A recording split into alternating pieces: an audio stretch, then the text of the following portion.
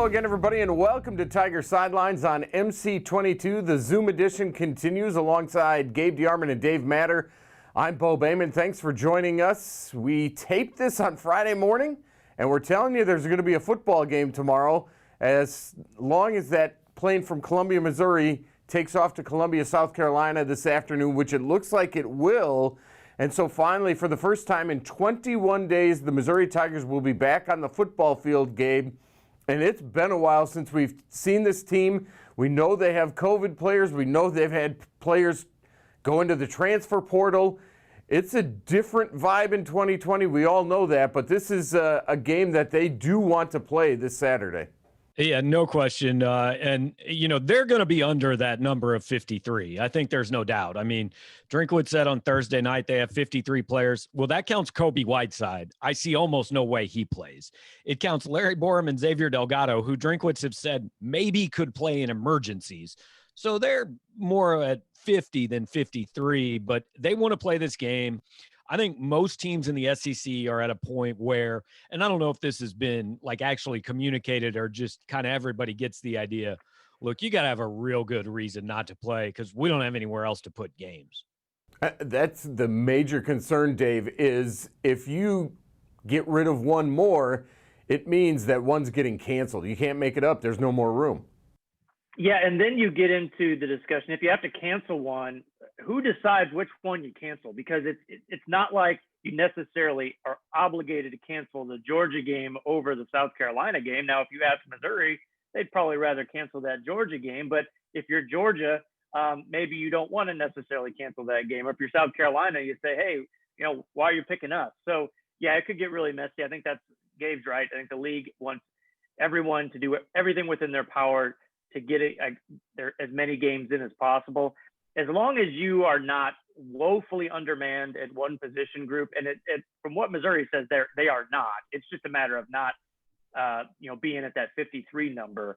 Then you can go ahead and play. You can play walk-ons. There's no rule against that. They just don't count towards that scholarship number. And when you're talking about guys at the bottom of the depth chart, is there that big of a difference between your best walk-ons and your maybe your worst scholarship players? Not really. So that's why you have walk-ons, and Missouri's probably going to need a couple in some capacity in this game. I believe there's one SEC game already canceled this week.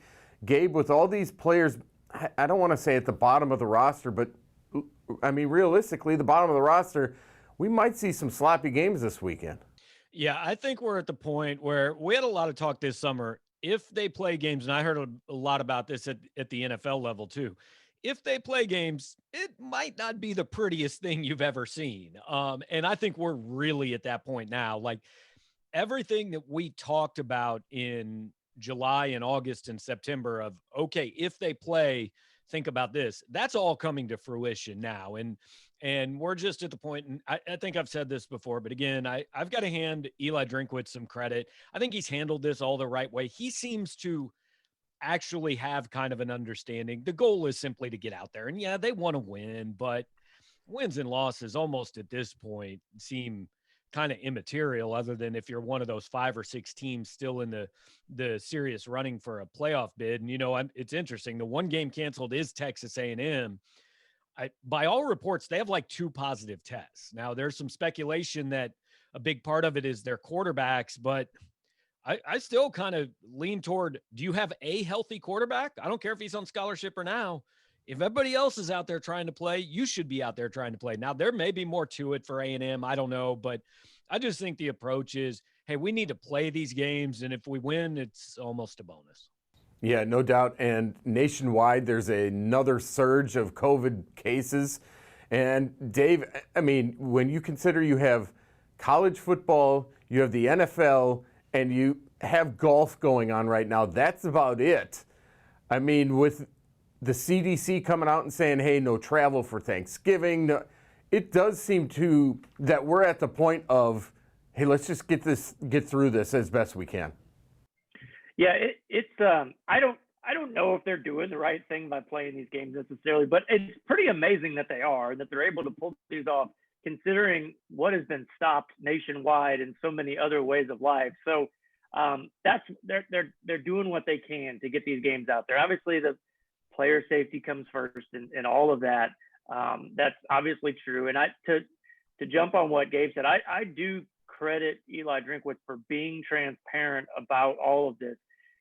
Most of his peers in the country, around the country, are not.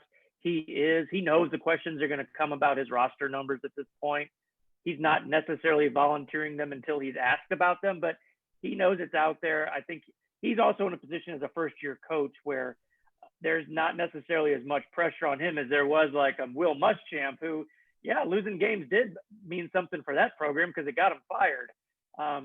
So yeah, just different circumstances for different programs. And at this point, Missouri still has something to play for. There's no doubt about that. I mean, they can still finish this thing pretty strong, but it's just a matter of, who's on the field for them to see if they can even get that done.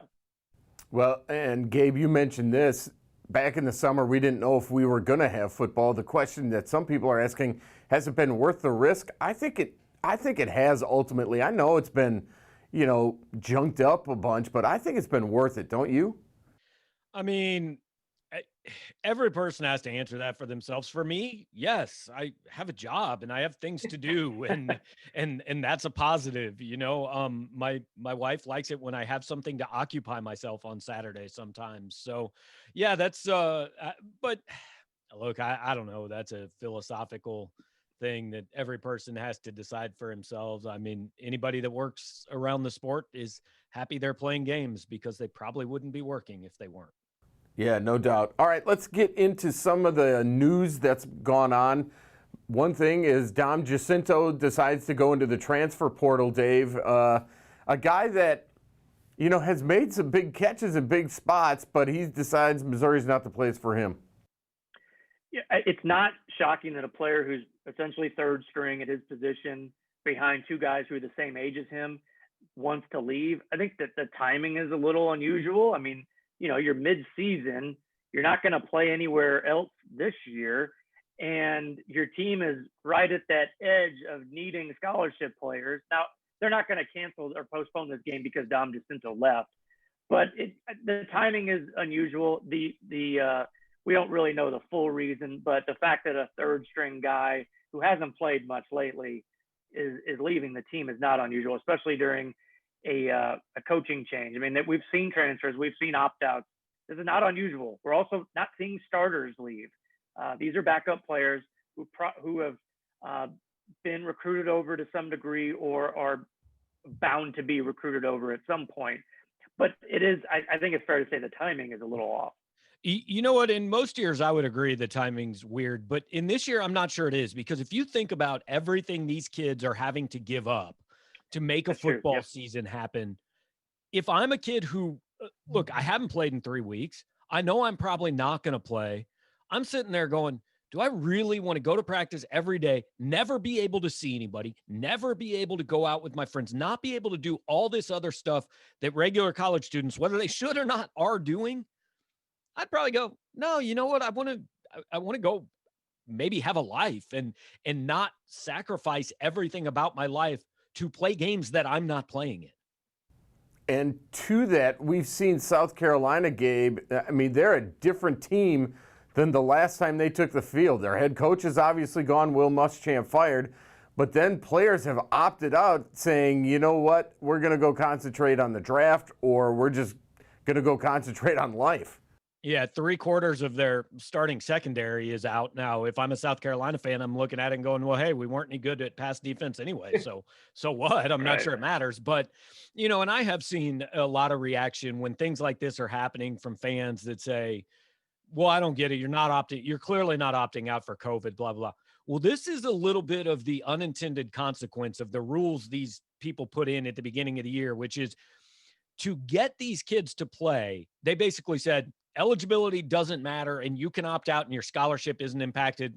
We'll remain to see if that remains true, but they did it for health reasons. And what they're finding out now is that kids are using this for other reasons, and more power to them. I mean, hey, if I'm JC Horn and I know I'm going in the first 60 picks of the NFL draft, am I really, again, going to give up everything about my life and bust my butt 7 days a week when They just fired the guy I came here to play for in the middle of a season in which I think we all kind of agree coaches shouldn't really be held responsible for being 2-5. Well, not only that, you kind of know the team's going nowhere. There's not necessarily anywhere to go, Dave. So let's bring it back to Missouri. How does Missouri go out after 21 days and win this game on Saturday? Well, I think you have to be a little worried about just the things that they haven't been doing. They haven't been playing full speed and tackling, and their tackling wasn't very good last time we saw this team on the field at Florida. Now, granted, South Carolina is not Florida, but they still have some pretty good offensive players. So I think you got to be concerned with that. Just the timing, the chemistry, and the passing game. You can replicate that on the practice field to a degree, but not full speed against a defense that you don't necessarily know what they're going to do. Granted, this is not a good South Carolina defense. We know that. They moved a running back to safety this week because they're so low on numbers. But yeah, I mean, you got to wonder what they're going to look, how sharp they're going to look. And two, you can't ignore this.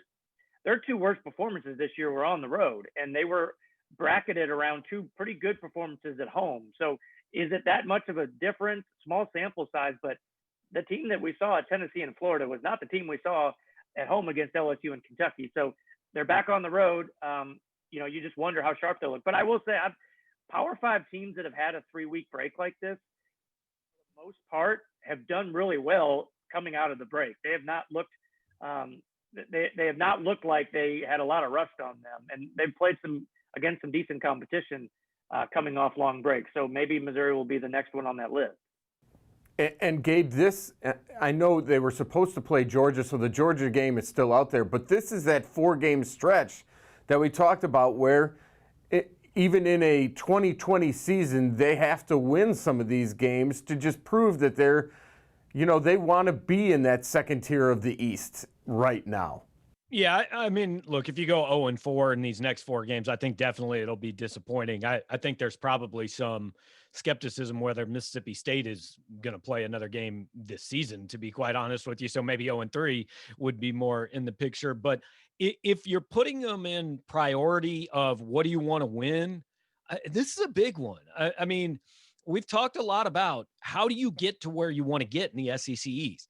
By being better than South Carolina, Kentucky, and Tennessee. You win this game, you've got a winning record against those programs this year. If you can do that again next year, then all of a sudden, Eli Drinkwitz is saying, look, we're the 3rd best program in this division right now. And now we get to set our sights on maybe catching number 2 or hitting number 1 on the right day. So he could get there a lot quicker than I think most people would have thought if he can kind of build on what they did against Kentucky. And that's why this is a big game Saturday at 6:30. And Dave, one thing that we should point out, Markel Utze, Chad Bailey, Dylan Spencer, all still out for this game because they haven't served that suspension from the Florida game. Yeah, and 2 of them are out anyway, right? I mean, that's what Drinkwitz said this week. So whether that's injury or covert or contact tracing, he wasn't going to be that specific. It's a bit of a mystery there. We can kind of figure out the puzzle pieces. I mean, Chad Bailey's not that relevant except for special teams, or if there's an injury at one of those 2 inside linebackers. So yeah, they're gonna be missing players. We know that, and they were missing players, at the Florida game, and we saw, especially on the offensive line, it didn't look pretty up there. So they're gonna have Luke Griffin as a guy, a redshirt freshman who hasn't played very much, and he's gonna have to probably start up at guard. So we'll see. I mean, they're not going to be at full strength. We know that. Frankly, nobody really is at this point of the year during this season anyway. The line is Missouri by nearly a touchdown. Other games this week, Florida will be at Vanderbilt. LSU will be at Arkansas in a game that Arkansas is favored for the first time in a while. Kentucky's at Alabama. Tennessee's at Auburn. And Mississippi State is at Georgia. And to our point, they hope to get all those games in. And as of Friday, they're all on to be played. When we come back, your tweets right here on Tiger Sidelines. You're watching us on MC22.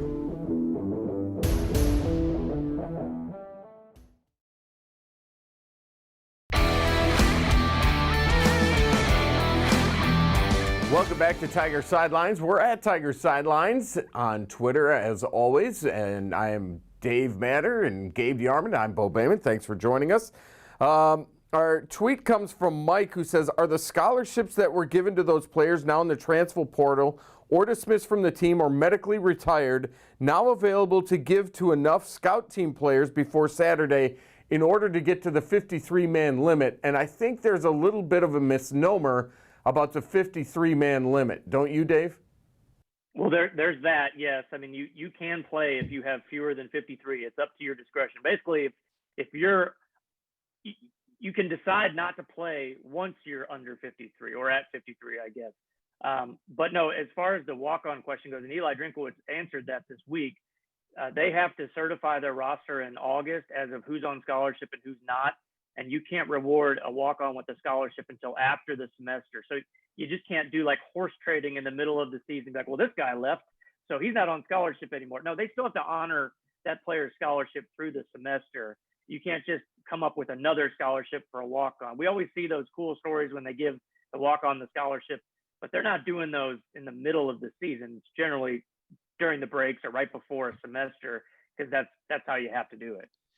And I know some people kind of took issue with that and said, I don't get it. Why shouldn't you be able to give a scholarship to a kid if the other kid's not on the team? Look, scholarships are 1-year agreements. They just are. Yeah. Once you give them, they are given for that year. Now, if a kid transfers at semester, obviously he's not going to be on your count for the second semester, but these kids are still largely taking classes and things like that. And as long as the NCAA tells us that's what they care about, that these kids get an education, the school still has to pay for those. And, you know, you can't open up Pandora's box, because if you think coaches wouldn't find ways to take advantage of the idea of, suddenly being able to award a scholarship to a kid that didn't have one. I mean, there is still an 85 scholarship limit. You still have to play by those rules. And let's be honest, Gabe, the 53-man limit that they came out with sort of scared a lot of fans and said, oh, that's the limit. If we don't have it, we can't play. And that's just not the truth. Right. And well, like last week, Missouri was over 53, but they only had 3 defensive linemen, so they couldn't play last week. You know, there's a lot. It's the problem with social media. Largely, people read a 2-sentence tweet, and then for 3 months, that is what they think, because they miss the other tweets that explain things, or, you know, a novel concept. I know, reading actual stories that people write that go into a little more depth than 280 characters. So, yeah, the 53 is like, it's a suggestion. It's not a rule. And Dave, I don't think Missouri's thin at any position, but they're thin at kind of all positions, aren't they? I think they've got to be close along the defensive line. If they only had 3 last week, and even if you get some guys back from contact tracing, that doesn't give you a whole lot. Now, they also didn't have many available in that LSU game, and they were able to make it work then, I think with only 5. If you include those outside linebackers as defensive linemen, which they really are. Offensive line, we know they've got guys that are considered, you know, emergency only, so you can count them and take them to the game, Delgado and Borum, but you know, I don't think they're necessarily in the game plan. So yeah, they're going to be thin at places. There's no doubt about that. I mean, they're cross-training wide receivers to play defensive back this week. Eli Drinkowitz said that. That's a pretty strong signal that they are missing some kids in the secondary, whether it's injuries or COVID or whatever. So yeah, they're thin at some places. There's no doubt. I've also seen some people kind of criticize these teams for the ethical decision to play with only 50-something players. Well, the NFL is a 53-man roster every week. And not to say these players should be treated the same way, but you can play football with 50-something scholarship players and then untold number of walk-ons. You can play one game like that. I don't think you're endangering, you know, these kids by any means by only having 50-something available. I mean, look at a participation chart after a game. How many are actually playing in a game anyway? It's not 85 ever. It's usually not even 53. And like, right. What is Nick Bolton suddenly going to play more than every snap? He already plays every snap. And so he's not playing any more than he used to. And if you've come from a small school, you may have had 20-some on the roster. I mean, I know not a lot go to SEC schools, but it can be done. That's the whole point. Don't forget, you can tweet us at Tiger Sidelines. We love your tweets, and we need more of them. There's no doubt about that. Before, after, or during the football game, send us a tweet. When we come back, we'll talk about a little bit of basketball as they try to get up and running here at the end of the month. We'll talk about that and more when we come back on Tiger Sidelines on MC22.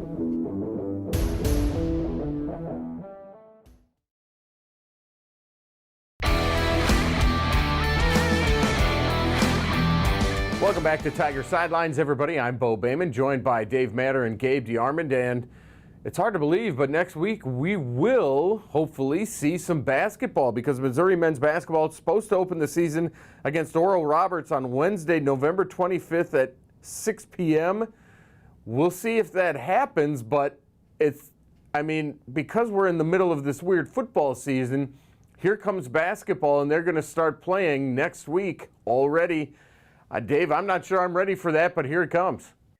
In theory, here it comes. Yeah, I mean, they have a schedule. Missouri does. Not every team in the country has released a schedule yet, but Missouri has. And they have, if it works out, they have a decent non-conference schedule. You're playing Illinois at home. We know that. They're a Big Ten favorite. Oregon, you're playing out in Connecticut. Now, that's not officially on the schedule yet, but all indications are they're playing Oregon and Boston College. But Oregon's the favorite in the Pac-12. And then mid-majors, you get Bradley. They've won the Missouri Valley each of the last 2 years. And Liberty has won their conference tournament each of the last 2 years. And Oral Roberts, nothing's expected of them, but they're usually a competent mid-major. They make the tournament every once in a while. So it's some decent tests for this team, which you would expect at this stage in Conzo Martin's fourth year. You've got a really veteran team, play some good non-conference games. Again, I don't know if they're really going to play non-conference games. I don't think anybody does. NCAA has a plan for the end of the season, but I don't know if they have a very good plan for the beginning. So we'll see. Yeah, no doubt about it. Drew Smith named preseason second team All-SEC. Without seeing much of this team, Gabe, what are your thoughts and expectations for this year? Hopefully just to play games. Hey, play games. I think they have 26 on the schedule. I've set the over-under for number that get played at 17.5.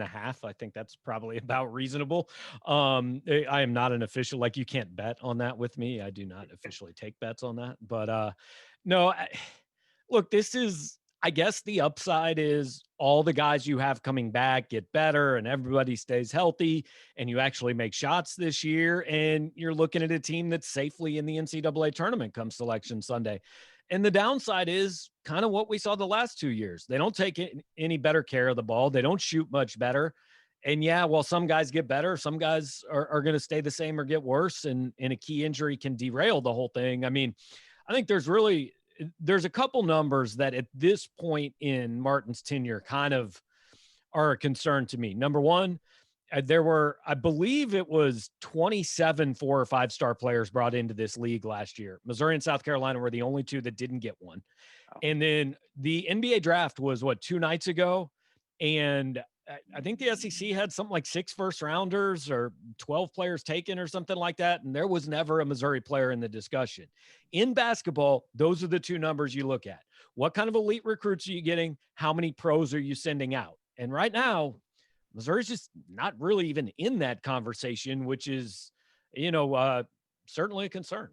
Yeah, no doubt about it. The women's basketball team opens against North Alabama on November 27th. Asia Blackwell named preseason second team All-SEC, and Auburn transfer Lauren Hansen was named immediately eligible for the women's team, giving them another weapon. Robin Pinchton has her work cut out for her after last year's off year. But, Dave, I think she's got the pieces in place. If they come together, and especially if they get some confidence early on, they could make a little bit of a run. Yeah, it's interesting because they were picked 10th in the SEC, just like the men. But it's a totally different kind of team because you have only 2 known quantities. You have the 2 sophomores, and then you have all these new pieces. Like the men's team we know who they're playing. I mean, they've guys have been around forever, it seems like. The women, and I think that gives maybe the women a little bit more upside or maybe a little more downside too, because if it works, hey, they'll be a lot better than 10. If it doesn't work, they're going to struggle like they did last year. So it's a bit of a chemistry experiment. You've got all these pieces from all over. You've got some international kids. You've got transfers. You got one from Auburn, one from South Carolina. You've got Shug Dixon, who's on her 3rd school. And then you mix it in with those sophomores. If those sophomores get a lot better than they were their freshman year, you might have something going there. So still a bit of an unknown with that team. We just don't know if it's going to click right away or it's going to take some time. Yeah, the women's soccer team was at the SEC tournament, beat Florida 2-1 in the second round, then lost to South Carolina 3-2 in the quarterfinals in a good game. They finished 4-3-2 on the season. Remember, the championships were pushed to the spring, so they're all done for now. Mizzou volleyball will play Ole Miss on Friday at noon and then Saturday at noon. And before we get out of here, let's just make our picks. Missouri at South Carolina. I'll start with you, Dave. What are you thinking? Does Missouri, as a 6.5, 7-point favorite, do they get a win on the road? I think they do. I just think that they're in a better place right now than where South Carolina is. Now, maybe South Carolina rallies around the situation, but they had 3 weeks to do that, and they didn't seem to, do much to fight for Will Muschamp's job then. I don't know why they're going to do that any differently for Mike Bobo. So I think Missouri will come out, maybe not be super sharp because of the layoff, but be good enough. And it could be a bit of a shootout. I mean, Missouri's defense hasn't shut down anybody this year other than Kentucky, and South Carolina can score some points. They've got a good running game. They've got a good receiver in Shi Smith. So I think it could be maybe a little bit high scoring. Missouri good enough to pull it out and maybe cover. Yeah, I picked Missouri by 10, 37-27, I think. Like Dave said, there could be more points. I would actually be more surprised by a Missouri loss than I would be by a Missouri blowout. I think Missouri could win this game pretty big because I think it's really just a game about who cares. And there's every reason, even though this season is weird, for Missouri still to care about this game. I've got a hard time coming up with a list of reasons South Carolina is really going to care. Yeah, especially with those guys opting out. I mean, you fire the coach, some of your best players opt out. I think Missouri does win as well, and I think it's another step because you do have to win on the road, as we know, in a regular season to get things done. And this will be hopefully their first road win over a team under Eli Drinkwitz. But I think Missouri has a good day from Connor Bazelak, and I think they win probably 31-21, somewhere in that range. We'll talk about it next week as we talk Gamecocks and Tigers right here on Tiger Sidelines. You've been watching Tiger Sidelines. For Brian and Matt behind the scenes, for Gabe DeArmond, for Dave Matter, I'm Bo Bayman. Thanks for watching. We'll see you next week on the Sidelines.